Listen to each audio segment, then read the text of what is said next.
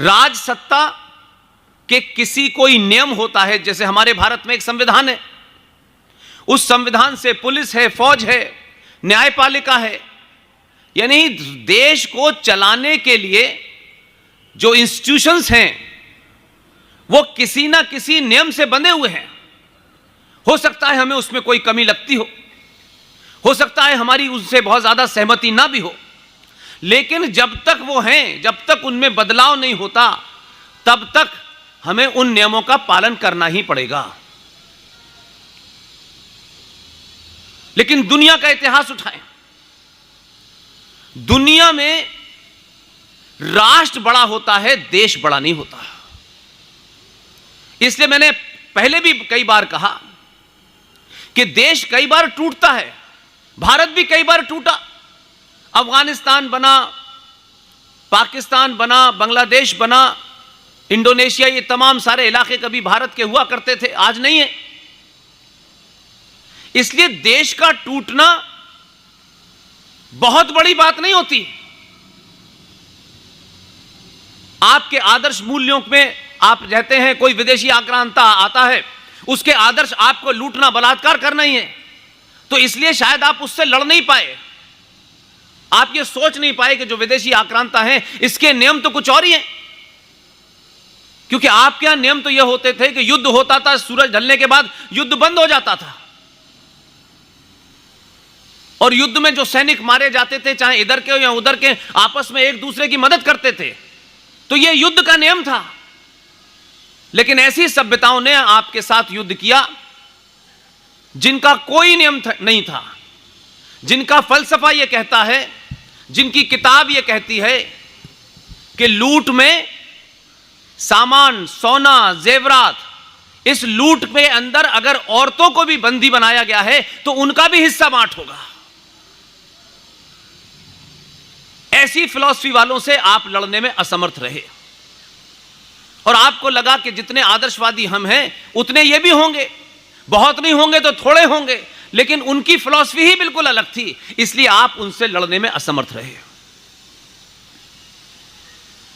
लेकिन आपको भी उस आदर्श स्थिति से बाहर निकलना है। आदर्श वहीं स्थापित होते हैं जहां आप ताकतवर होते हैं। आप कमजोर होंगे तो अपने आदर्शों को भी स्थापित नहीं कर सकते और उन आदर्शों की रक्षा भी नहीं कर सकते।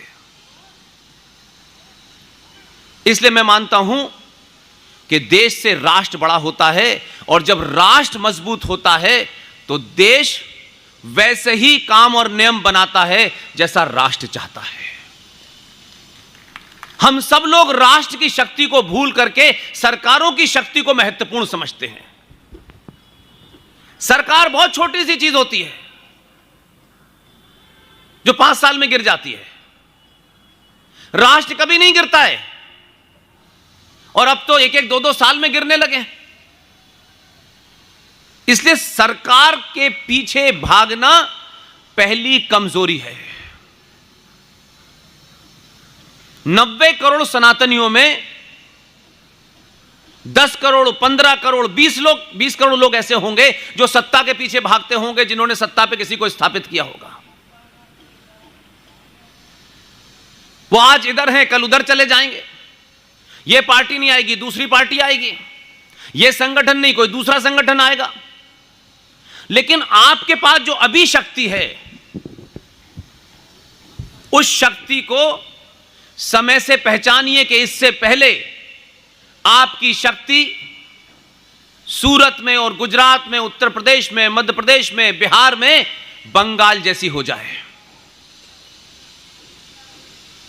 इस बदख्याली में मत रहिए कि जो ताकत आज आपके पास है वो सदैव रहने वाली है। अगर आपने इस ताकत को आने वाली पीढ़ियों को मजबूत नहीं किया, ये कड़वा पटेल है, ये लौवा पटेल है, ये ब्राह्मण है और ये ठाकुर है, अगर आप इस जातिवादी कीचड़ से बाहर नहीं निकले तो आप दोबारा से वो होने में देर नहीं लगेगी जो 900 साल पहले हुआ था। जहां जहां ये हो रहा है वहां ये स्थिति है। जिंदा कौमें जरूरी नहीं है कि सारे एक्सपेरिमेंट अपने ऊपर करें। यह चाणक्य का भी वाक है कि कुछ दूसरों से भी सीख लेना चाहिए। इस तथाकथित आजाद भारत में सबसे बड़ा झूठ हमारी नसों में डाला गया। स्वार्थी नेताओं ने, स्वार्थी और लालची समाज ने चंद नेताओं को नेता बना दिया और उन नेताओं ने सत्ता पर बैठने के लिए आपको लगातार मूर्ख बनाया। प्रचार किया गया कि 15 अगस्त 1947 को भारत आजाद हुआ है। यह डेट कहीं मिलती नहीं है। यह कहां थी, कहां लिखी थी, किसने तय किया था 15 अगस्त 1947 को भारत आजाद होगा? भारतीय इतिहास में, ब्रिटेन की लाइब्रेरी में, उनके संविधान में, हमारे संविधान में हम जो लिखा हुआ है उसको पढ़ना नहीं चाहते, क्योंकि हमें सुनी सुनाई बातों पे यकीन करने में अच्छा लगता है। हम उसको रीचेक नहीं करते। सब जगह साफ साफ लिखा हुआ है 15 अगस्त 1947 को ट्रांसफर ऑफ पावर हुआ है। ट्रांसफर ऑफ पावर आजादी नहीं होती है। जो आपको पावर ट्रांसफर करता है कुछ शर्तें और नियम बना के चला जाता है। नेताओं और बुजुर्गों ने हमको यह नहीं बताया कि जिस वक्त 15 अगस्त 1947 को यह ट्रांसफर ऑफ पावर भी हुआ था, उस वक्त भारत के अंदर भी एक अंग्रेज बैठा हुआ था, यहां भी फौजों का हेड अंग्रेज बैठा हुआ था और पाकिस्तान में भी बैठा हुआ था। उसने जाने से पहले इतने कानून और नियम वो बनवा के गया है कि आज तक आप उसे एक ढो रहे हैं सर पे रखकर। 1948 में जब कबायलियों की शक्ल में पाकिस्तानी सेना कश्मीर में घुसी, उस वक्त भी वहां एक अंग्रेज बैठा हुआ था, फौज का कमांडर, और यहां भी बैठा हुआ था। और हम 15 अगस्त 1947 को आजादी मिली, आजादी मिली, आजादी मिली, इसकी रट लगाए जा रहे हैं। भारत का संविधान बना, हम संविधान दिवस मनाते हैं, लेकिन संविधान को सर पे रख के चलना तो बहुत आसान काम है, लेकिन संविधान है क्या, उसको कभी पढ़ा हमने? हमारे लिए उस संविधान में क्या रास्ता है और क्या रास्ता वो लोग अपने लिए करके गए हैं, जो आज भी दुनिया के जितने गुलाम देश हैं, जहां जहां अंग्रेजों ने राज किया, आप आने वाली नस्लें बार बार यह याद रखें कि हम गुलाम किसके थे, और यह गुलामी की पीड़ा, यह मन के अंदर तकलीफ हर नस्ल को पता चले।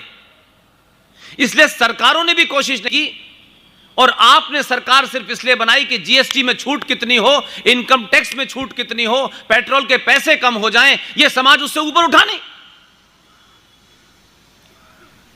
जहां जहां इंग्लैंड ने राज किया, उसमें एकमात्र देश है भारत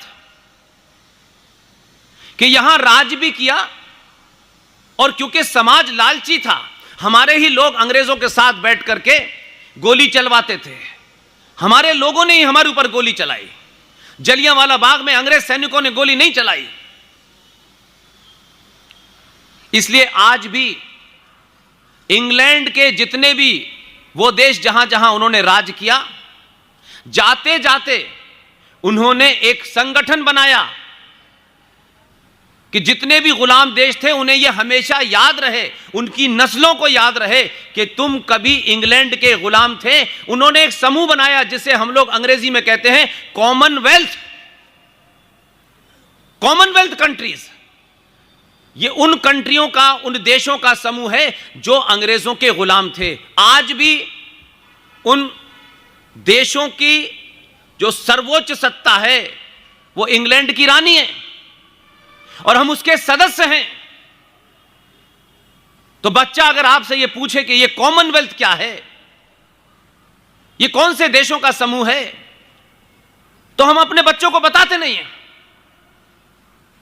इसलिए आज भी गुलामों का जो एक समूह है, आप उस गुलाम के समूह के सबसे बड़े मुल्क हैं। इतनी बड़ी आबादी वाला कोई उसके अंदर देश नहीं है। इस पे चर्चा नहीं हुई, यह मांग कभी हमारे मैनिफेस्टो में नहीं आई, क्योंकि हम अपने निजी स्वार्थों से ऊपर नहीं उठे। इसलिए देश ये सरकार आ गई, वो सरकार आ गई, अब ये नहीं हो रहा, अब वो नहीं हो रहा। ये दुनिया में पहला देश है जहां मेजॉरिटी कम्युनिटी ये कहती हो, और ये कहते में उसको न पीड़ा होती है, न कुंठा होती है, न किसी इंफीरियरिटी कॉम्प्लेक्स का बोध होता है।